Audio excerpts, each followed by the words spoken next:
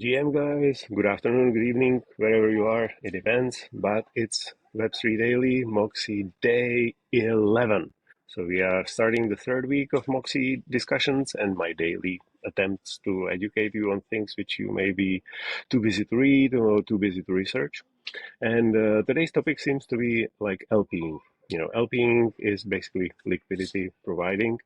It's with us as long as the DeFi was here. You can hear that, it's totally not ideal lightning, totally not ideal sound conditions, but, it's a holiday time. And my daughter is painting her nails next door, 3.5 years old, but she's using my pen, which I use for signing contracts. So, that was the only pen I brought, and this is the only pen we use. Anyway, back to LPing. So Jason was saying we would need more liquidity. That's true. Moxie actually has a lot of value locked and very small liquidity pools. Now, liquidity pools are a great thing. If you've been with DeFi for long, you know what it was. But LPing also has risks. Now, there is plenty of risks with LPing which are connected to things like impermanent loss. I'll explain later, or I'll link to a video which explains it very well. This is like a small, super nerdy sounding thing, which is very logical, and it's not that strange if you plan to provide liquidity for. And if nothing happens to the token you are providing liquidity to, that's the rule number one. Because the other problems with liquidity providing is, pools can be hacked. Tokens and their smart contracts can be hacked, which results in basically like run for the bank. But in DeFi world, it means people run for your liquidity pool. And so you will end up, if something bad happens to the protocol, smart contract, or the token, you will be left with the side of the pool which has almost zero value, or really zero value.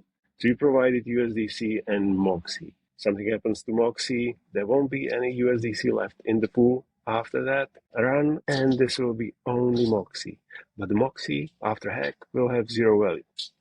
The same thing goes for any token. So liquidity provisions are awesome, but you can't do it, and you should not do it with your rent money, with the money for food, with the money for your weddings, with the money for your children's school, because there is a risk. You're being paid for that risk. That's the point. Everything in life which has great returns carries usually outsized risk. Now, the risk may not materialize.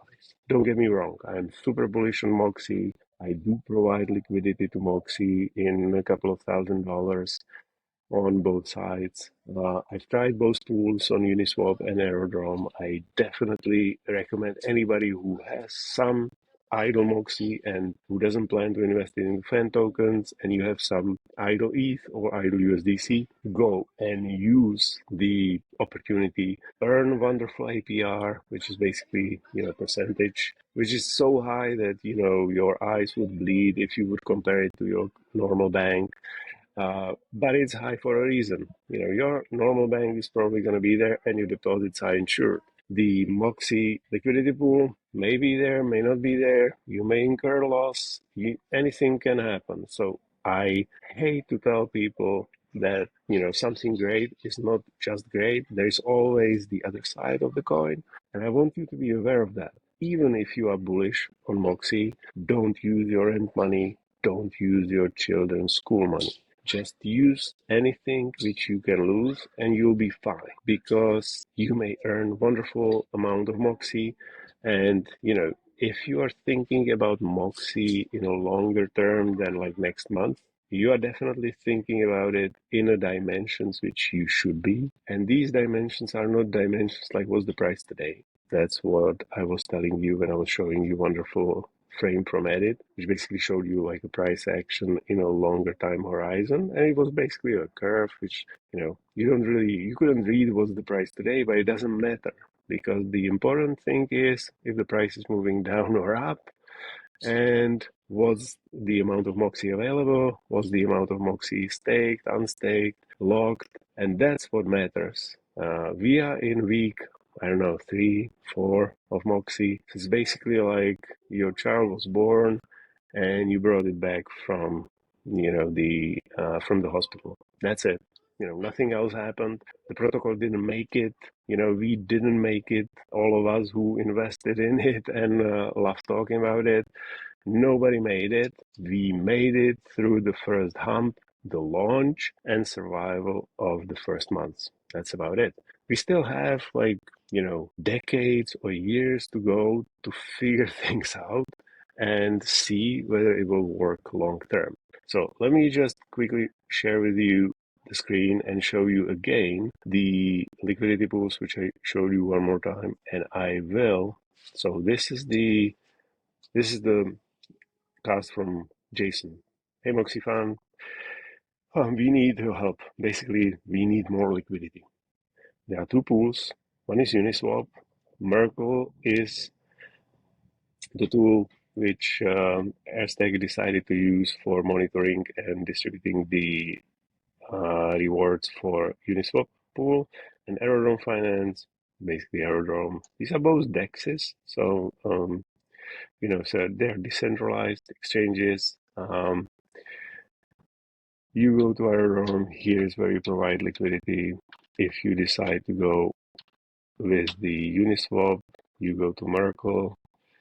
You'll see that I'm probably connected. Yeah, this is what you will see. These are like daily rewards, but this is not my daily rewards. Daily rewards for the pool. And if you want to participate, you just click participate. It will take you to Uniswap, and it will say add liquidity. Here you see that Uniswap liquidity pool is USDC Moxie, and where was that? Aerodrome Finance pool, which, let me quickly search for it, is Moxie ETH, if I remember. Yeah, so it's Red, ETH, and Moxie.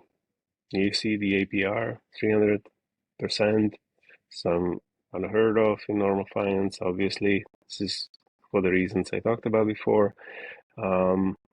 If you look at the Merkle, you will probably see the APR. This is the APR for Merkle for Uniswap.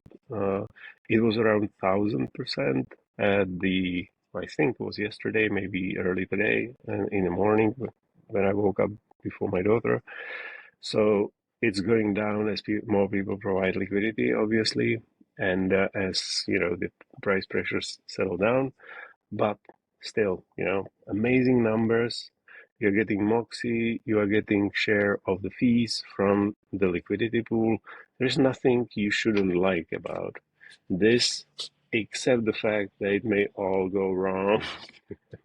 And I'm sorry, guys, but I will have to finish because here is my little fan, and we need to go to bed, and we need to finish the day because it was a busy day. I'll provide the links, and I'll cut the episode probably into twos because this one was a little bit longer end, but go provide liquidity if you have spare change because it helps everybody, and especially it helps the protocol because it definitely looks more stable and mature if you have large liquidity pools. Also, people can trade in and out.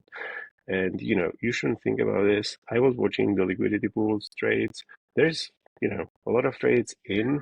So people who didn't receive airdrop, or people like me who received airdrop, spend it and want more, or people who are coming, they want to provide liquidity, they need to buy Moxie. So there's a lot of buy-in into Moxie, and that needs liquidity as well. So, the liquidity is not just for people who want to sell, it's also for everybody who wants to get in. And we want more people to get in because only then the protocol actually makes sense and the Farcaster GDP and ecosystem grows. So here you have it. Liquidity provisions are great. I will try to find out videos which make all sense in much easier and a less complex way than I would say it about like impermanent loss and problems with liquidity provisions which may happen. You just have to believe the fact that, if you're bullish Moxie, if you think Airstack team did a great job and whatever they dreamed up for Moxie has legs, then, just go and provide liquidity with the spare change you can lose.